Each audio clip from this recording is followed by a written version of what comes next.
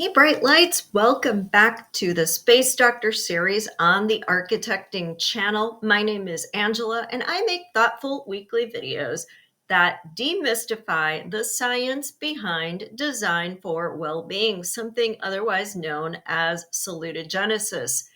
I'm an architect who has been practicing for many years and have focused on this line of research for my entire career.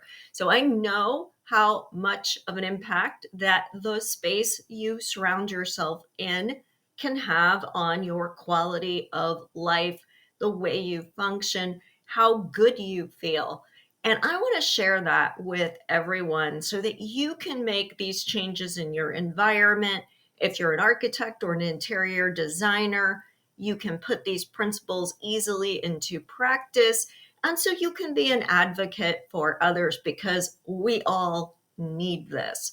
Now, the way that I do this course in the Space Doctor series is that I use my salutogenesis deck that's divided into two parts: foundational concepts around what creates well-being, as well as 5 theories that are aspects of salutogenesis that I've identified in my work. These existing theories then are represented by a series of cards. Because I believe that space truly does feel like something, I've also matched these with the 5 elements that are used in traditional feng shui. So we have sense of coherence, I understand, which is part of the metal element, all about thinking and thoughts and logic. We have I can, which is self efficacy associated with the fire element, all about our spirit and our determination. We have I shelter, prospect, and refuge. This is the earth element, and it is about feeling grounded and protected and safe. Next up, we have biophilia, which is I relate, which is about growth, which is about the networks that we form and our connectivity to others and to the natural world. That is the wood element in feng shui. And then we have relaxation response, or I restore. This is associated with the water element, which is about spirituality and healing and restoration. So every single week, I draw a card from each of these parts of the deck. Now, you'll want to make sure to like and subscribe to my channel, because even if I draw a card that I've drawn before, the way that I talk about it will be different. And I also want to stress that these theories that I talk about, they're very complex. And I'm making this something that's easy and fun for everybody on this series. So I am only focusing on a very narrow aperture of any of these concepts and theories each week. So I get a chance to dive into more and more nuance as the weeks unfold, or as the card pairings, of course, are different as well. So you're going to want to make sure to like and subscribe, because you're going to hear something different every single week. So if you're ready, let's get started. All right, fundamental concepts. Drew the stress card. Now, as you can see on the card, there are these 2 lightning bolts that are striking these mountains in the distance. Stress is kind of the 0 card of the deck, if you will, because it is the foundational concept. Aaron Antonovsky, when he developed the theory of salutogenesis, first noticed that well-being was associated with the resources that we had to cope. If we have resources, we have resilience. We can deal with what gets thrown at us. And if we don't have resources, we have a lot more devastation from an adverse event in our lives. Now, what's interesting is lightning is not always a bad thing. It is a disruptor. It is a truth bringer. And so when we encounter stress, we need to look at the deeper meaning behind it. We need to understand what's causing the stress, what resources that we need to overcome this situation, and most importantly, how we can shift that situation. Because if we stay doing the same thing, we're just going to continue to experience stress. So, is it that we don't have the resources that we need? Is it that we don't feel supported by other people?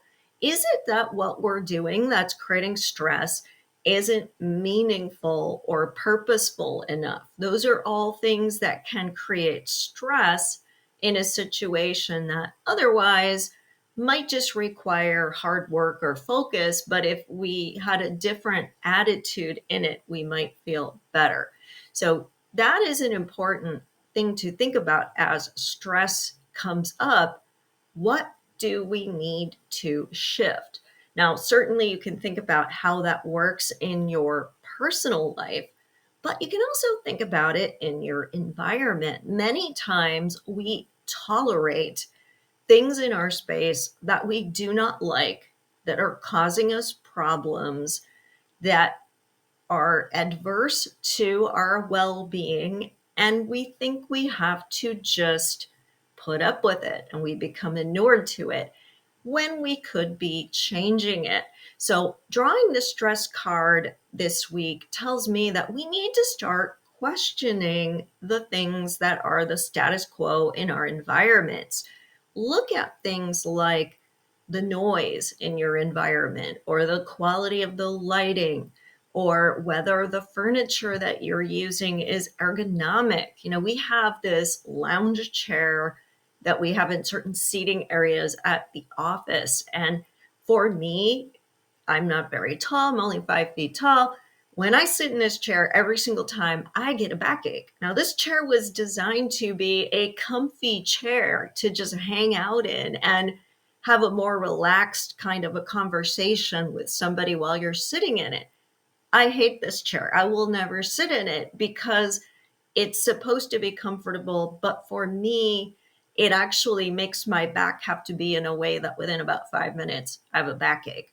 So imagine if I didn't know that I had a choice and I could pick a different chair. And I thought this was just what sitting in a chair was like. And I had to bring pillows or something, or try to make something that didn't work.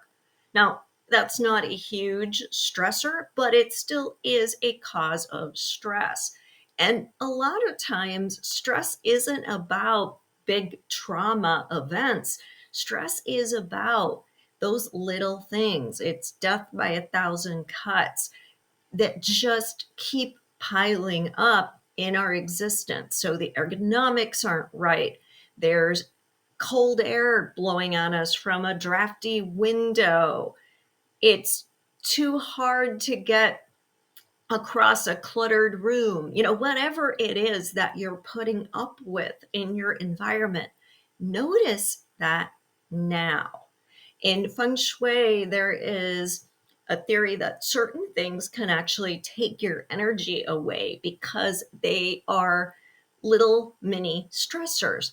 And those things are clutter, things that need to be fixed, and projects that you've started but haven't completed. So I would also invite you, as you look at your space, where could you organize things? We are coming up on Chinese New Year. This is a great time of year to be cleaning and organizing your space. What have you started but not finished, and what will it take to get it done? And what things need to be repaired? And then you get to make a choice. Are you either going to repair them or throw them away or give them away? But don't leave any of that around. These are all those mini stressors that add up and ultimately siphon off our well being. Now, let's shift over to the aspects part of the deck. And the card that I drew there is Wayfinding. This is part of Self Efficacy. which self-efficacy is about believing you can. Now, wayfinding is a great component. People often overlook it when we think about how someone can feel confident in a space, because when we don't know where we're going, we couldn't feel more vulnerable, right? I mean, we are lost, we feel helpless. Usually, when we feel lost, we're also running late for a big appointment, or there's some other thing that makes there be added pressure that we figure this out and figure this out now. And the card, we see a maze that is pretty high. But as you can see, when you get the bird's eye view, you have a much better chance of figuring out where you are going. Now, with wayfinding, we need to think about how we navigate space. So, again, it's those little things, those subtleties that we don't always think about. We look for things like we look for things that stand out to us in some way. So this could be an accent wall that's a certain color, or a feature, like a water feature or a piece of art.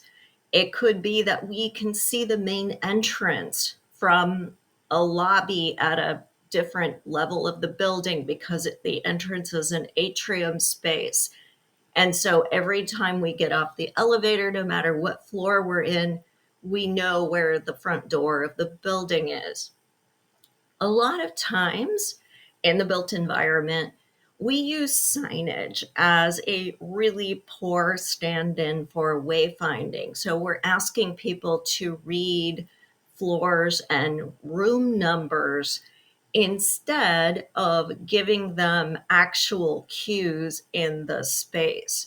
And it also is one of the easier things to remedy, right? Because it is about the little things.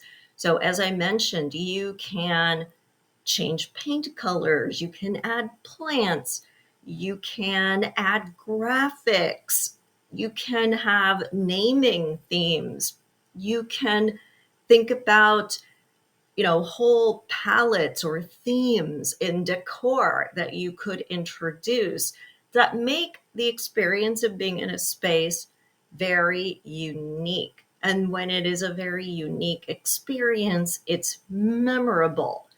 And there is something called cognitive chunking that comes into play with wayfinding. And that is that I don't have to remember every single step I need to take to get from, say, the front door of a building to a room that's on the seventh floor. I need to remember as soon as I walk in the front door, there's the stair or the elevator. I don't have to think about the process of getting from the stair to the elevator. I just need to have that chunk there. When I get off the elevator, I just need to have something that is going to give me a clear idea of which direction do I travel in. Then I need, wherever that room is, whatever grouping of space that's in, that grouping of space needs to have a strong visual identifier. And again, that could be color, it could be art, it could be plants, it could be graphics. There's so many choices, and you can even layer those choices that, again, I don't have to think about, am I turning right or left? I know that I'm heading to the vegetated wall with the really cool plants on it, and I'm going to turn left there. Once I get to the suite of spaces where the room I need to go to is, we can use those same principles again. So maybe I am going to the second green door. That's what I'm going to remember, not that it's room 2832. So think about those subtle cues in the spaces. Again, if you are designing, this is great opportunity because you can think about architectural elements that will reinforce this, like ceiling heights, material choices, floor patterns. There's so many great choices when you are actually redesigning the space. But even if you are not, you can very easily remedy a space by introducing some of the elements that we've talked about today. So let's put the two cards together and really think about what we end up with. Stress isn't always coming from the really big traumatic experiences. Stress can come in tiny little ways. Stress can be our signal that we need a change, that we need to pay attention to something that's not working for us. Wayfinding is one of those things that we usually tolerate and overlook because we just accept that things are the way they are, but they don't have to be that way. This is self efficacy you're talking about. You can do it, you can make that change. So, thank you again for being part of this session. I love having you here. I love hearing your thoughts and your comments on this material. Make sure you like and subscribe so that you get a notice every time I do one of these videos. And I will see you next time.